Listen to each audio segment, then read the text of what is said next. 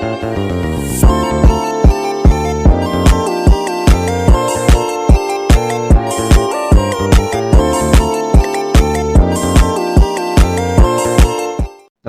warahmatullahi wabarakatuh. Saya Ais Brand Pitano. Pada kesempatan kali ini saya akan menjelaskan tentang klasifikasi tasawuf. Kemarin kita sudah membahas apa itu tasawuf dan lain sebagainya. Hari ini kita akan membahas tentang klasifikasi tasawuf. Jadi klasifikasi tasawuf itu ada tiga. Yang pertama tasawuf akhlaki, yang kedua tasawuf amali, dan yang ketiga tasawuf falsafi. Kita mulai dari tasawuf akhlaki. Bahwa tasawuf akhlaki itu adalah cabang tasawuf yang berfokus pada pengembangan perilaku moral dan karakter seseorang sesuai dengan ajaran Islam. Tujuan dari tasawuf akhlaki ini adalah untuk mencapai tingkat kesucian dan kemurnian hati, serta memperbaiki akhlak seseorang agar dapat mendekatkan diri kepada Tuhan. Nah, dalam tasawuf akhlaki ini ada beberapa tokoh yang terkenal. Ini ada Hasan Al-Basri. Hasan Al-Basri ini memiliki ajaran tentang tasawuf akhlaki, bahwa ajarannya adalah tentang ketegasan dan kesederhanaannya dalam beribadah. Beliau menekankan pentingnya bertobat, membersihkan hati dari dosa, dan hidup dalam kesederhanaan. Itu merupakan ajaran dari Hasan Al-Basri. Yang kedua ada tokoh Al-Muhasibi. Nah, ini dikenal karena penekanannya pada introspeksi diri dan evaluasi diri atau muhasabah itu tadi. Dan beliau mendorong pengembangan akhlak baik melalui pemahaman dan analisis diri secara mendalam. Yang ketiga ada tokohnya Al-Qushairi. Ini menekankan bahwa pentingnya etika dan akhlak yang baik sebagai landasan bagi perjalanan spiritual seseorang. Yang kedua, ada tasawuf amali. Tasawuf amali ini adalah tasawuf yang berorientasi pada penerapan dan pengalaman tasawuf dalam kehidupan sehari-hari. Jadi, tasawuf amali ini adalah tasawuf yang diterapkan dan pengamalannya itu biasanya dalam kehidupan sehari-hari.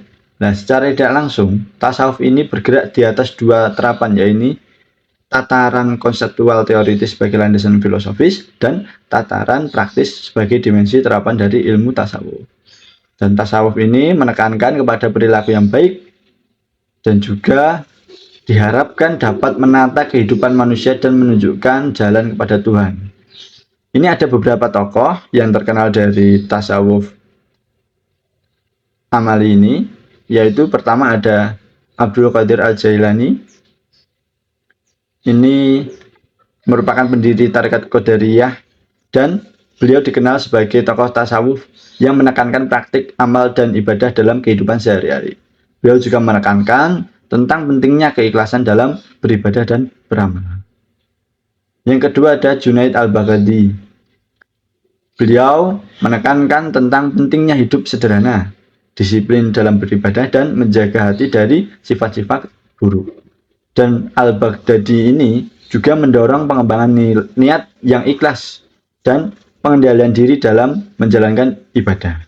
Yang ketiga ada tokohnya Hasan Al-Basri. Nah, ini kita sudah tidak asing. Beliau dikenal karena ajarannya tentang pentingnya bertobat, membersihkan hati, dan hidup dalam kesederhanaan. Kemudian ada Zunnun Al-Misri. Nah, ini juga dikenal karena ajarannya tentang pentingnya memahami dan mendekati Tuhan melalui ilmu dan pengalaman spiritual. Itu merupakan dari tokoh-tokoh dari tasawuf amali. Yang ketiga, tasawuf falsafi. Nah, tasawuf falsafi ini adalah tasawuf yang memiliki kaitan erat dengan filsafat. Dalam tasawuf falsafi ini, aspek spiritual dan mistik digabungkan dengan pendekatan filosofis untuk memahami dan menggambarkan hubungan antara Tuhan dan manusia. Ini ada tokoh beserta ajarannya. Yang pertama Ibnu Arabi. Ini ada dua saja yang saya masukkan karena masih banyak, tetapi kita mengambil yang terkenal saja. Ibnu Arabi ini adalah tokoh paling terkenal dalam tasawuf falsafi. Konsep utamanya wahdatul wujud atau kesatuan wujud, yang menyatakan bahwa semua yang ada adalah manifestasi dari wujud Tuhan. Nah, ini merupakan konsep dari Ibnu Arabi. Dan beliau juga mengajarkan insan kamil, manusia yang sempurna, yang menggambarkan seseorang yang telah mencapai kesempurnaan spiritual dan memiliki pemahaman mendalam tentang hakikat keberadaan. Ibnu Arabi ini juga menulis karya penting seperti Fusus Al-Hikam yang berisi penjelasan tentang ajaran tasawuf falsafi. Yang kedua, ada tokoh Al-Farabi. Ya, tokoh Al-Farabi ini merupakan seorang filsuf yang memberikan kontribusi terhadap pemikiran tasawuf falsafi.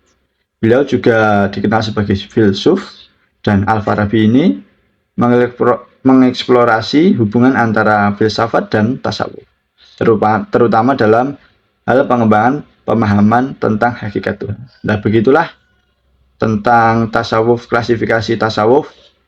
Semoga bermanfaat. Wassalamualaikum warahmatullahi wabarakatuh.